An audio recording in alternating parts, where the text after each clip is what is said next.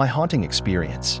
Shortly after moving into our home, we started experiencing paranormal activities. Our house is not old. It was built in 2010, so it has very little history.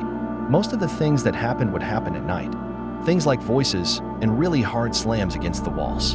I'm not talking about the house settling. It would sound like a football player hit the walls at full force. On 2 separate occasions, we came out of our room in the morning and all the pictures on the walls were on the ground. For pictures, different walls.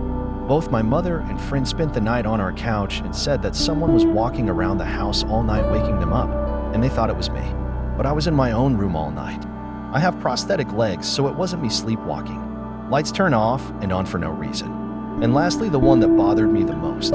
My son was 5 years old and would often talk to an imaginary friend he called the cowboy.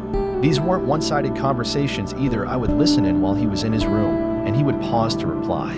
There were normal breaks he would have as if they were going back and forth.